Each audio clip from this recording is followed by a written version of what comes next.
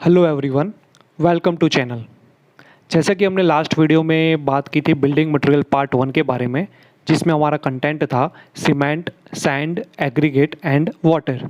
सो आज हम इस वीडियो में बात करेंगे बिल्डिंग मटेरियल पार्ट 2, जिसमें हमारा कंटेंट होगा reinforced steel, second brick and third timber. So सबसे पहले हम बात करेंगे रीइंफोर्सिंग स्टील के बारे में।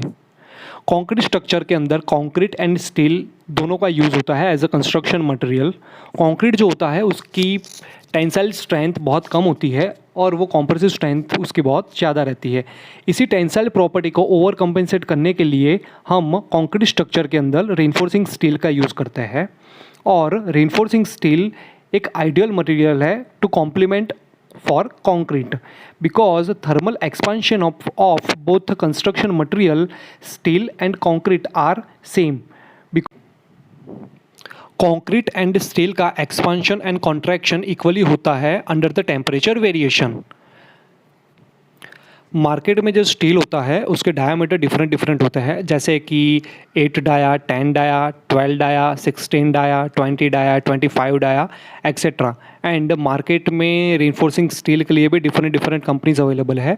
यहाँ पर मैंने कुछ अच्छी कंपनियों के बारे में नाम बताया है, जैसे कि Tata, SAIL, Vizag and Vinayak. Reinforced steel के सरफेस ऊपर पैटर्न दिए जाते हैं ताकि स्टील एंड कंक्रीट दोनों का बॉन्डिंग अच्छा रहे। स्टील की जो लेंथ होती है वो मार्केट में 12 मीटर का एक पूरा सलिया अवेलेबल रहता है। स्टील का जो यूज़ रहता है वो हमारे स्लैब में यूज़ होता है, बीम में यूज़ होता है, कॉलम में यूज़ होता है, देन आरसीसी वॉल में यूज़ होता है। डिफरेंट जगहों पर हमारा जहाँ पर भी कंक्रीट का स्ट्रक्चर रहता है, आरसीसी स्ट्रक्चर, वहाँ पर हमारा स्टील का यूज़ होता है। स्टील का ऑर्डर टन्स में किया जाता है। रीइंफोर्सिंग स्टील की डेंसिटी 7850 kg पर क्यूबिक मीटर होती है। यहाँ पर एक टेबल दिया गया है जो कि स्टील बार वेट चार्ट है, वो IS 1786 में से लिया गया है, जिसमें स्टील बार के डिफरेंट डायमीटर्स है। उसके रिस्पेक्ट में उसके क्रॉस सेक्शनल एरिया है जो कि स्क्वायर में mm में है, एंड स्टील बार का वेट है पर running metre of steel length. यहाँ पर एक चार्ट शो किया हुआ है जिस पे टाइप्स ऑफ स्टील रीइंफोर्समेंट है। मैंने डिस्क्रिप्शन बॉक्स में एक लिंक प्रोवाइड की है जो कि different type of steel reinforcement proper details के साथ दिखाए गए हैं। मैं इस वीडियो में सिर्फ इतना कहना चाहूँगा कि हमारे कंस्ट्रक्शन लाइफ में HOST बार्स यूज़ होते हैं। यहाँ पर स्टील का ओवरव्यू पूरा होता है एंड हम स्टार्ट करते हैं ब्रिक के बारे में। Bricks are made up of alumina, silica, lime, iron oxide and magnesia. इनके सामने मैंने यहाँ पर इनके परसेंटेज वाइज कंटेंट भी दिखाए हुए हैं, जैसे कि एल्यूमिना का हम देख सकते हैं 20 to 30% है, सिलिका का 50 to 60% है जो कि सबसे ज़्यादा है, then iron oxide 5 to 6% and बाकी के बचे हुए परसेंटेज में लाइम एंड मैग्नीशिया होता है। यहाँ पर मैंने एक और चीज़ यहाँ पर मेंशन की हुई है, जैसे कि एल्यूमिना का 20 to 30% से एक्सेस अमाउंट हो जाता है, तो उसमें ब्रिक्स में क्या इफ़ेक्ट आता है। तो जैसे कि हम बात करें कि अगर एल्यूमिना का 20 to 30% से ज़्यादा अमाउंट होती है तो उसके excess amount it will cause shrink and crack in drawing process, जो कि ब्रिक की जो ड्राइंग प्रोसेस होती है उसके दौरान।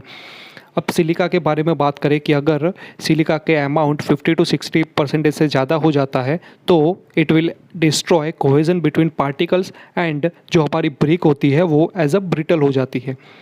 अगर हम बात करें लाइम के बारे में तो लाइम का access amount it will cause losing of shape. अगर हम आयरन ऑक्साइड के बारे में बात करें तो अगर उसका परसेंटेज 5 to 6% से ज़्यादा होता है तो it will excess amount makes bricks colour blackish and dark blue. ऐसे ही लास्ट वन है हमारे पास मैग्नीशिया, उसके excess amount it will cause decay of bricks. यहाँ पर स्क्रीन पर ब्रिक के क्लास दिखाए हुए हैं, जैसे कि first class brick, second class brick, third class brick and jhama bricks. Before starting with classification of bricks हम बात करेंगे unburnt bricks, burnt bricks and overburnt bricks के बारे में। अनबर्नट ब्रिक्स जो कि हमारी यूज़ होती है as a soling under the RCC footing and basement. Burnt bricks जो कि हमारी फर्स्ट क्लास ब्रिक है, सेकंड क्लास ब्रिक है एंड थर्ड क्लास ब्रिक है। एंड हम बात करेंगे ओवरबर्नट ब्रिक्स जो कि है हमारी जैमा ब्रिक्स। सबसे पहले हम बात करेंगे फर्स्ट क्लास ब्रिक के बारे में।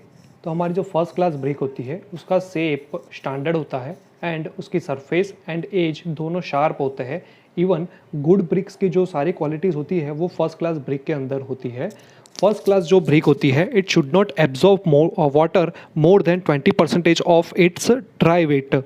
जब हम उसको पानी के अंदर 16 घंटों के लिए रखते हैं।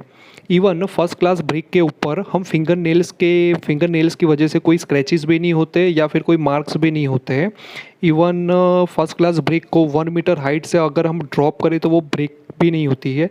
प्लस फर्स्ट क्लास ब्रिक की जो मिनिमम क्रशिंग स्ट्रेंथ होती है it should not be less than 10 Newton per square mm।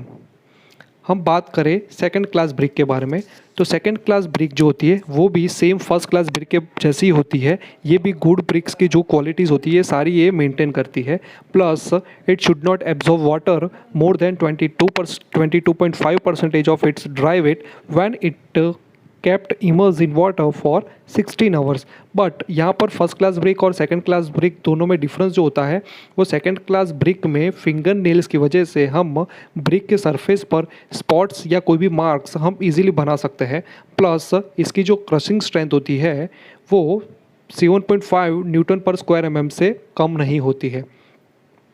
Third हम बात करें थर्ड क्लास ब्रिक के बारे में, तो थर्ड क्लास ब्रिक जो होती है वो first class brick and second class brick के मुकाबले कलर में लाइट होती है। Plus it should not absorb water more than 25% of its dry weight when it kept immerse in water for 16 hours. Plus इसकी जो मिनिमम क्रशिंग स्ट्रेंथ होती है it should not less than 5 newton per square mm। Last में अब बात करें जैमा BRICS के बारे में, जिसको हम oven burnt bricks plus vitrified brick के नाम से भी जाने जाते हैं। इसकी जो एब्जॉर्प्शन की कैपेसिटी होती है वो first class brick, second class brick and third class brick इन तीनों के मुकाबले सबसे ज़्यादा होती है।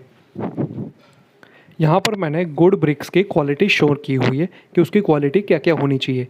जैसे कि हमने पहले बात की कि first class brick, second class brick and third class brick वो वेल बंट है प्लस बंट ब्रिक है, तो ऐसे ही हमारी फर्स्ट क्वालिटी है कि टेबल मोल्डेड प्लस वेल बंट।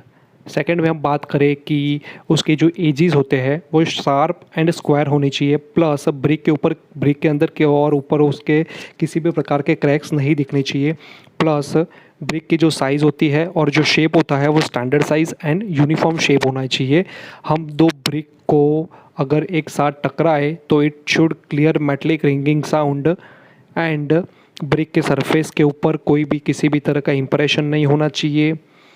फिर ब्रिक को अगर हम 1 मीटर की हाइट से गिराए तो ये 2 पार्ट्स में डिवाइड नहीं होना चाहिए। प्लस ब्रिक की जो मिनिमम क्रशिंग स्ट्रेंथ होनी चाहिए वो minimum 5.5 Newton per square mm होनी चाहिए। And it should not show deposit of salts on brick surface after drying of bricks. यहाँ पर ब्रिक्स के डिफरेंट फॉर्म्स दिखाए हुए हैं, जैसे कि अगर एक ब्रिक है तो उसको फुल ब्रिक कहते हैं। अगर हम एक ब्रिक को बीच में से 2 भाग करें तो उसको हाफ ब्रिक कहते हैं। Half brick means half bat, और उसको अगर हम 1/4 पार्ट से काटे तो उसको 3/4 कहते हैं। इसी तरह से यहाँ पर डिफरेंट फॉर्म्स दिखाए हुए जो कि है हमारे queen closer, king closer, bevelled bat, mitred closer and bevelled closer. तो यहाँ पर आप लोग देख सकते हैं। यहाँ पर ब्रिक का ओवरव्यू पूरा होता है एंड हम स्टार्ट करते हैं टिम्बर से।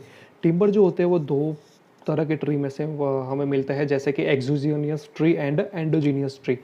एक्सोजीनियस ट्री में से हमें जो टिम्बर मिलता है वो हमारे इंजीनियरिंग पर्पस के लिए यूज़ होता है।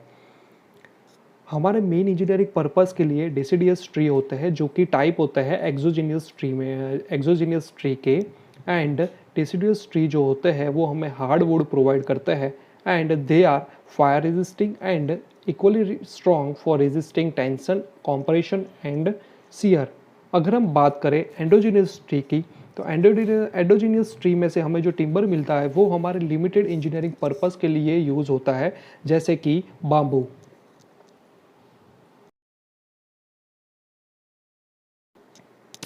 यहाँ पर ट्री का माइक्रो स्ट्रक्चर दिखाया हुआ है जिसमें इसके सारे सिंबल वाइज नेम भी दिखाए हुए हैं, जैसे कि सेंटर में जो रिंग होती है उसको हम पीथ कहते हैं, आउटर स्ट्रक्चर की जो सबसे बाहर की लेयर होती है उसको आउटर बार्क, देन उसके थोड़ा अंदर इनर बार्क कहते हैं, प्लस सैपवुड और एंड इनर बार्क के बीच में जो लेयर होती है उसको हम कैम्बियम लेयर कहते हैं।